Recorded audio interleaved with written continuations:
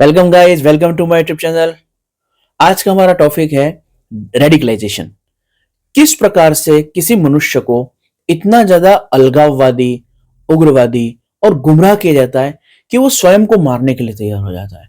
विश्व के अंदर जितनी भी आतंकवादी घटनाएं होती हैं, उसके अंदर अधिकतम आत्मघाती हमले होते हैं। और जो भी आतंकवादी घटनाएं होती हैं, उसके अंदर उस व्यक्ति को ये पता होता है कि या तो मैं मारा जाऊंगा, ये सुसाइड मिशन है, या फिर उसे पता होता है कि मुझे कभी ना कभी मार दिया जाएगा, पकड़ लिया जाएगा। अपराधी को एक बार ये हो सकता है कि मुझे कोई वकील बचा लेगा, लेकिन आतंकवादी के दिमाग में कंफर्म होता है कि उसको अब जाना है दुनिया से। तो किस प्रकार से एक इंसान को इतना मोल्ड किया जाता है, ऐसा बना दिया जाता है कि वो मरने मारने को तैयार हो जाता है। उसकी प्रक्रिया को आज हम समझेंगे। सबसे पहली बात तो ये काम शुरुआत जब होती है तो इसको फंड के द्वारा पैसे उपलब्ध करवा के कुछ लोगों से करवाया जाता है। वो हमारे देश के भी हो सकते हैं, वो विदेशी लोग भी हो सकते हैं, जो पहले से ही कट्टरवादी हैं, जिनकी सोच पहले से ही अलगाववादी है। ऐसे लोगों को एक काम दिया जाता है और वो लोग इस काम को जब करते हैं तो आगे जाके ऐसे लोग तैयार होते हैं जो कुछ बहुत एक्सट्रीम चले जाते हैं, और कुछ लोग इसी ब्रीडिंग ग्राउंड में रहते हैं और को इन्फेक्ट करते रहते हैं। ये एक वायरस की तरह फैलने वाली चीज है। जैसे पहले कुछ लोगों को आपने अंदर इंजेक्ट किया, किसी लोकेलिटी में, किसी समाज में, किसी समूह में, किसी ग्रुप में, कुछ लोगों को आपने इंजेक्ट कर दिया, आपने कुछ लोग वहां पे रख दिए। अब वो अपना काम कर रहे हैं, वो लोगों को धीरे धीरे धीरे धीरे धीरे धीरे रेडिकलाइज कर रहे हैं। ये एक दिन में होने वाला काम नहीं। आपने किसी को चुना, कुछ बातें बताई, कुछ वीडियो दिखाया, वो रेडिकलाइज हो जाएगा, नहीं। पहले उसको देखा जाता है, उस व्यक्ति को समझा जाता है, बहुत गौर से अपना टारगेट चुना जाता है, और 100-200 टारगेट चुने जाते हैं। उसमें से एक दो जने होते हैं जो पूरी तरह रेडिकलाइज होकर किसी घटना को अंजाम देने के लिए तैयार होते हैं, और बाकी जो रहते हैं वो ग्रे जोन में घूमते रहते हैं और वो दूसरों को इन्फेक्ट करते रहते हैं, और सबके अंदर कट्टरता और अलगाव भरता रहता है। जब आप 1000 लोग अलगाववादी तैयार करते हैं, जब आप 1000 लोग कट्टर तैयार करते हैं, तो उसमें से एक बंदा आतंकवादी बनता है। और इसलिए इसके अंदर निरंतर कार्य होता रहता है। तो सबसे पहले स्टेप होती है किसी व्यक्ति के अंदर अलगाव के बीज बोना या अलगाव के बीज को चिन्हित करना। सबसे पहला काम, किसी को भी रेडिकलाइज करना है, किसी को भी टेररिस्ट बनाना है, किसी को अलगाववादी उग्रवादी बनाना है, उसकी बुद्धि भ्रष्ट करनी है, तो पहला जो बीज होता है वो ये कि उसके अंदर अलगाववाद है अथवा उसके अंदर अलगाववाद बोया जा सकता है, ये पहले देखा जाता है। एक बार कंफर्म हो गया कि हाँ, इसके अंदर अलगाववाद का भाव है या इसके अंदर अलगाववाद का बीज बोया जा सकता है, तब आगे का काम किया जाता है। अलगाववाद का बीज बोने का मतलब क्या कि भाई मैं अलग हूं, मेरी अलग पहचान है। ये भावना सब में होती है। एक हिंदू है तो सोचता हाँ ये मेरी कम्युनिटी है, मैं हिंदू हूं। एक मुस्लिम है, वो सोचता हाँ मैं मुस्लिम हूं, ये मेरी कम्युनिटी है। यहां तक सब समान होते हैं। क्रिश्चियन सोचता है हाँ मैं क्रिश्चियन हूं, मेरी एक अलग कम्युनिटी है, हमारा एक अलग समाज है, हमारा अलग रीति रिवाज है। हिंदुओं में भी भाई हम आदिवासी हैं, या हम जैन हैं, या हम बौद्ध हैं, या फिर हम सिख हैं, या हम ब्राह्मण हैं, या हम वैष्णव हैं, हम शैव हैं। ये अलग अलग सेक्ट बने हुए हैं। ये वर्गीकरण है, ये विभेद नहीं है। वर्ग है, अलग अलग वर्ग हैं, अलग अलग मान्यता, अलग अलग सिद्धांत हैं, और लोग इनके साथ रह रहे हैं। उनको किसी दूसरे से कोई समस्या नहीं है, शांति से रह रहे हैं। वो समझते हैं कि भाई इसके सिद्धांत अलग है, मेरे सिद्धांत अलग है, हम यहाँ साथ में काम करते हैं, इट्स ऑल राइट, ठीक है। वो उसकी जिंदगी जी रहा है, मैं मेरी जिंदगी जी रहा हूं। इस सामान्य वर्गीकरण को अलगाववाद बनाना या भेदभाव बनाना, उसके लिए इस सामान्य वर्गीकरण को अलगाववाद या भेदभाव तक ले जाने के लिए या आतंकवाद तक ले जाने के लिए किसी मनुष्य में यह चिन्हित किया जाता है कि यह वर्गीकरण इसके हृदय में द्वेष बन सकता है या नहीं। अर्थात मान लो कि एक दलित है, अब उस व्यक्ति के हृदय में यह बात बोई जा सकती है कि नहीं कि भाई मेरे साथ बुरा हुआ है, मेरे साथ गलत हो रहा है, मेरी पूरी कम्युनिटी के साथ गलत हो रहा है, मेरे पूरे समाज का शोषण हो रहा है। ये दुर्भावना उसके हृदय में भरी जा सकती है या नहीं, यहां से सारा गेम शुरू होता है। तो जब 100 लोग चुने जाते हैं तो उसमें से कुछ लोग ऐसे लगते हैं जिनके अंदर यह कचरा भरा जा सकता है कि मेरे साथ बहुत शोषण हुआ है, मुझे पीढ़ियों तक दबाया गया है, हमारे साथ बुरा हो रहा है। वैसा साहित्य उपलब्ध कराया जाता है, वैसे वीडियो दिखाए जाते हैं, वैसी प्रचार सामग्री दी जाती है।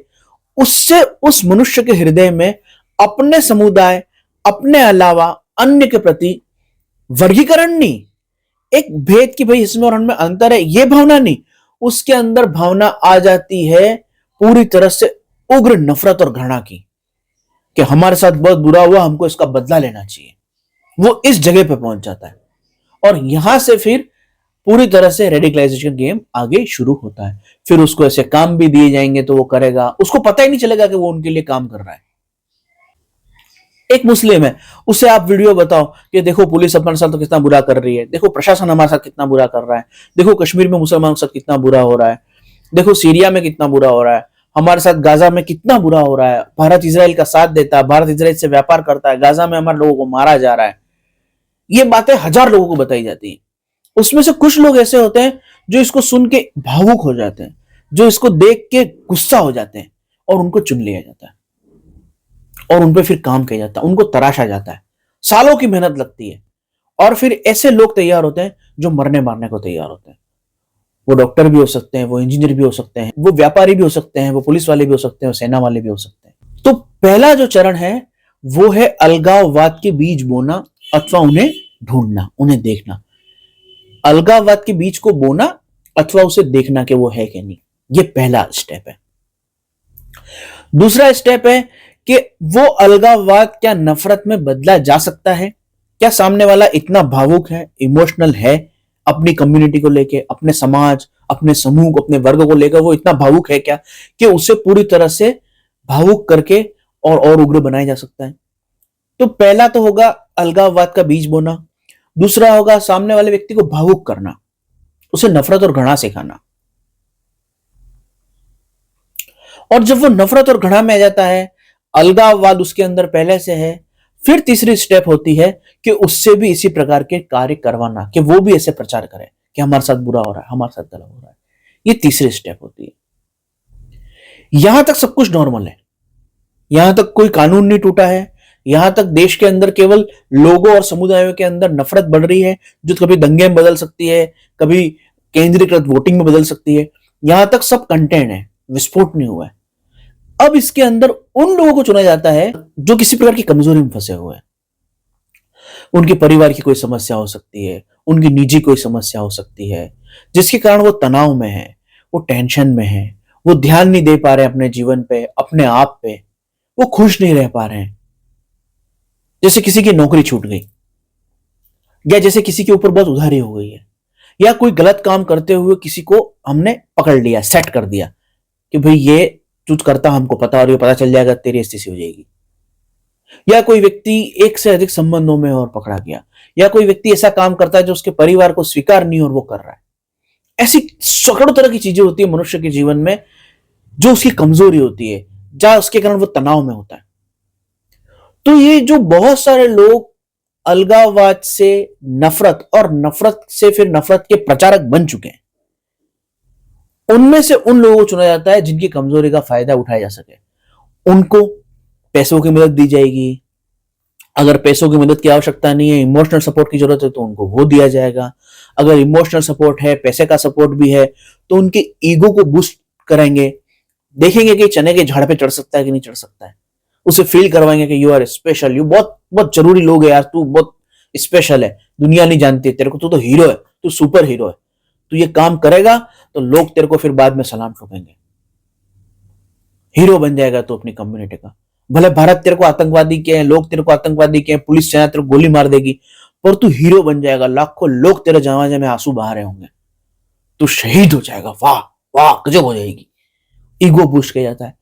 ऐसे किसी न किसी प्रकार से उस व्यक्ति को उस जगह तक पुश किया जाता है, फिर वो आतंकवादी घटना करने के लिए तैयार हो जाता है। तो ये इसके बेसिक चरण है, और ये सब शुरू होता है अलगाव से, जो एक सामान्य वर्गीकरण है जाति का, धर्म का, भाषा का, जो हर जगह है। यूरोप में भी है, अमेरिका में भी, एक घर में भी वर्गीकरण होता है। एक व्यक्ति जल्दी सो जाता है, एक बहुत देर तक जगता है, एक व्यक्ति जोर से बात करता है, एक धीरे धीरे शांति से बात करता है, किसी को मीठा पसंद है, किसी को तीखा पसंद है। ये सब वर्गीकरण है, सैकड़ों वर्गीकरण है।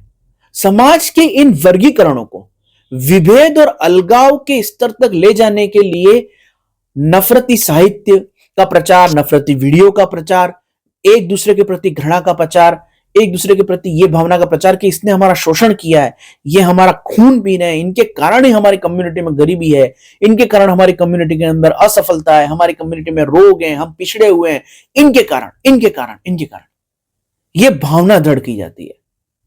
वर्गीकरण और विभेद तो हर समाज में है, हर जगह, एक घर में भी है, अंगूठे के दो निशान भी समान नहीं है। लेकिन इस साधारण वर्गीकरण और विभेद को नफरत के उच्चतम सीमा तक ले जाने के लिए जो सबसे पहला काम किया जाता है वो प्रचार सामग्री बांटी जाती है। इंटरनेट पे, यूट्यूब पे, किताबों पे, पीडीएफ पे, व्हाट्सएप पे, टेलीग्राम पे। ये दलितवादी साहित्य हो गया, ये जिहादी साहित्य हो गया, ये सारा साहित्य जो मिशनरीज का साहित्य आता है, ये इस तरह का लिटरेचर होता है जो ईसाई को यह अनुभव करवाता है कि यार हमको बहुत बुरा हो रहा है, हमारे हमको सामने वाले को कन्वर्ट करना है, हमको हमारी कम्युनिटी को मजबूत करना है। उसकी खोपड़ी सटक जाती है। मुसलमान को यह एहसास होता है कि भाई किसी भी हालत में हमको हमारी कम्युनिटी की रक्षा करनी है। दलित को यह लगता है कि ये पंडितों को हमको गोली मार देनी है, ये देश में होने ही नहीं चाहिए, जितनी जल्दी खत्म हो जाएंगे उतना देश का भला है। मुसलमान को लगता है कि ये पूरा देश हमारा था, हम मुगल थे, हम इस पे राज करते थे और आज हम गरीब हो गए। ये अनुभव करवाने के लिए ऐसी झूठी सामग्री, झूठी कहानियां, झूठे किस्से गढ़े जाते हैं, उनको सच से उठाया जाता है। किसी इंसिडेंट, कोई दक्षिण में कोई इंसिडेंट हुआ साउथ इंडिया में, अब यहां वाला व्यक्ति न वहां के अखबार की भाषा जानता है, उस इंसिडेंट को हिंदू मुस्लिम के नाम से या स्वर्ण दलित के नाम से यहां प्रचारित किया जाएगा। अब ये उसको काउंटर चेक कर ही नहीं सकता, क्योंकि न तो ये वहां की भाषा जानता है, न घटना की सही तारीख जानता है। हाँ, घटना के बारे में थोड़े बहुत संकेत उसको इंटरनेट, यूट्यूब पे मिल जाएंगे, क्योंकि वो घटना वास्तविक है। ऐसे ही कहीं नॉर्थ में कोई घटना हुई है, उसको साउथ में प्रचारित किया जाएगा। कहीं सीरिया में कोई घटना हो रही है, उसको यहां प्रचारित किया जाएगा। और ये प्रचार कुछ लोग समझ जाते हैं, कुछ लोग सावधान हो जाते हैं, कुछ लोग से प्रभाव नहीं पड़ते हैं। इसलिए सैकड़ों लोगों को चुनने के बाद कुछ लोग ही रेडिकलाइज हो पाते हैं। तो रेडिकलाइजेशन के मूल चरण 4 होते हैं। 4 मूल चरण होते हैं किसी व्यक्ति को आतंकी बनाने के। सबसे पहला, अलगाववाद के बीज बोना। तो अलगाववाद और वर्ग विभेद, वर्गीकरण सभी समाजों में है, हर देश में है। लेकिन उस विभेद को नफरत का कारण बनाने के लिए झूठा साहित्य, झूठा प्रचार, झूठी कहानियां खूब प्रचार करना, ताकि दो कम्युनिटी में, दो समाजों में नफरत हो। स्वर्ण दलित में नफरत हो जाए, हिंदू मुसलमान में नफरत हो जाए। दूसरा चरण। तीसरा चरण होता है कि जब व्यक्ति के अंदर अलगाववाद, विभेद आ गया, उसके अंदर नफरत आ गई, तो उस नफरत को उस व्यक्ति की मानसिकता से जोड़ के, उस व्यक्ति के अंदर कोई कमजोरी हो, उसको कोई जरूरत हो, उस जरूरत को पूरा करके, उसके ईगो को बूस्ट करके, उसको भावनात्मक या इकोनॉमिकल सपोर्ट देके उस व्यक्ति को इस स्तर तक लाना कि वो कोई घटना करने के लिए तैयार हो जाए। तीसरा। और चौथा चरण, जब वो इतना सब कुछ आपके आसपास जमा चुके होते हैं, फिर आपको नजर ही नहीं आता उस व्यक्ति को कि वो मरने जा रहा है और वो गलत कर रहा है। ये चौथा चरण होता है, जिसके अंदर फिर घटना घट जाती है। और सैकड़ों लोग चुने जाते हैं, उनमें से कुछ लोग ट्राई, मतलब एक व्यक्ति किसी रेडिकलाइजेशन का जब प्रोसेस शुरू करता है तो वो सैकड़ों लोगों पे एक साथ काम कर रहा होता है, उसमें से कुछ लोग ही तक पहुंच पाते हैं और कर पाते हैं। इसके लिए पैसा कहां से आता है? इसके लिए अरब से पैसा आता है, पाकिस्तान से पैसा आता है। जो नार्को टेररिज्म है, जो नशीली दवाएं, हथियार और देह व्यापार, जुआ, ये जितने भी गैर कानूनी काम, ब्लैक मनी के अंडर मार्केट चलते रहते हैं, भारत में भी चलते हैं, दूसरे देशों में भी चलते हैं। ऐसी कुछ चीजें जिनको हम गैर कानूनी कहते हैं, सरकार जिनके होने, जो कैश में ही सारे काम होते हैं, भू माफिया हो गया, ये जो कैश में होने वाले काम है, वहां से ये पैसा निकलता है। सारी आपराधिक गतिविधियों से ये पैसा निकाला जाता है। सबसे अधिक इसमें आता है हथियार तस्करी, नार्कोटिक्स और देह व्यापार। इन 3 बिजनेस से सबसे अधिक पैसा इन समूहों के पास आता है, और वो पैसा इन डायरेक्ट कैश में इस काम में लगता है। और फिर उस पैसे के थ्रू ऐसे लोग तैयार किए जाते हैं जो प्रचार करें। ये बोलने में बहुत प्रखर होते हैं। जो नार्को टेररिज्म का काम करते हैं, जो लोगों को रेडिकलाइज करने का काम करते हैं, ये बहुत कुशल वक्ता होते हैं। यानी कि इनकी बोलने की, बात करने की, विचार विमर्श करने की क्वालिटी बहुत हाई होती है। जरूरी नहीं है कि इंटेलेक्चुअल हो, इनके सारे फैक्ट हो, इनके पास तर्क क्षमता हो, इनकी याददाश्त हो, इनके पास सारा ज्ञान हो, ये समझते हो हर चीज को, ये जरूरी नहीं है। पर ये तर्क, वितर्क, कुतर्क, बहसबाजी में बहुत अच्छे होते हैं, सामने वाले को कन्विंस कर सकते हैं। जो मार्केटिंग के बंदे होते हैं, जो बेचने आते हैं, गंजे को कंगी बेच के चले जाते हैं, उस तरह की इनके अंदर क्वालिटी होती है। और इनका ऑब्जेक्टिव एक ही होता है उन लोगों को चुनो जिनके अंदर अलगाववाद और वर्ग की भावना है, हमारा वर्ग अलग वो अलग, भाई मैं हिंदू ये मुसलमान, मैं दलित ये स्वर्ण, ये जिसके अंदर, और ये सब में थोड़ा बहुत तो होता ही है, फिर उसके अंदर नफरत भरी जाती है। इसके अंदर प्रचार साहित्य यूज किए जाते हैं, लिटरेचर यूज किया जाता है, टेलीग्राम, व्हाट्सएप, यूट्यूब के चैनल, फेसबुक के ग्रुप, ये यूज किए जाते हैं, ऐसी सामग्री पहुंचाई जाती है जिससे आदमी रेडिकलाइज हो, जिससे उसके अंदर घृणा है। तो विभेद और अलगाव और वर्गीकरण सब में है, लेकिन उस अलगाव, विभेद और वर्गीकरण को नफरत के द्वारा बढ़ाया जाता है। जब वो नफरती सामग्री, झूठा प्रचार से व्यक्ति नफरत में भर जाता है, तो उसमें से उन लोगों को देखा जाता है, क्योंकि कंटिन्यू सालों तक ये उससे मिलना, उससे दोस्ती करना, उसको अपने किसी कार्यक्रम में बुलाना, उसके किसी कार्यक्रम में पहुंचता, जहां पे समाज के कार्यक्रम हो, कोई सामाजिक कार्यक्रम हो सकते हैं, लोकेलिटी के, कॉलोनी के कार्यक्रम हो सकते हैं, जहां सामूहिक रूप सब मिल रहे हो, ऐसी जगह हो सकती है, कहीं घूमने जाना हो सकता है, या फिर ऑफिस के कार्यक्रम हो सकते हैं जहां सब लोग मिल बैठ के बैठे हों, या सामान्य समय जब कैंटीन बैठे हो, निरंतर उस व्यक्ति से मिला जाता है। तब तक वो लोग जान चुके होते हैं, वो व्यक्ति जान चुका होता है कि इसकी क्या कमजोरी है, इसको किस चीज की जरूरत है। किसी को पैसे की हो सकती है, किसी को इमोशनल सपोर्ट की हो सकती है, किसी को ईगो बूस्ट करना होता है, किसी को अपने आप को हीरो दिखाना होता है, कोई बहुत विशेष बनना चाहता है, तरह तरह की चीजें होती है मनुष्य के दिमाग में। ये उसको फिर वहां से इनकरेज करते हैं, वहां से उस कमजोरी का फायदा उठा के उसको ऐसे काम करने के लिए तैयार करते हैं, और बस फिर जब वो पूरी तरह से सेट हो चुका होता है तो वो ऐसे काम कर देता है। ये चौथा चरण। तो रेडिकलाइजेशन के 4 चरण होते हैं, और इसके लिए पैसा नार्को टेररिज्म से आता है, आपराधिक गतिविधियों से आता है। इससे बचा कैसे जा सकता है और इसके उपाय क्या हैं, कैसे डी रेडिकलाइजेशन हो सकता है, इससे बचने के उपाय क्या हैं, सरकार क्या कर रही है, एजेंसीज क्या कर रही है, इसके ऊपर वीडियो फिर कभी बनाएंगे। हर हर महादेव।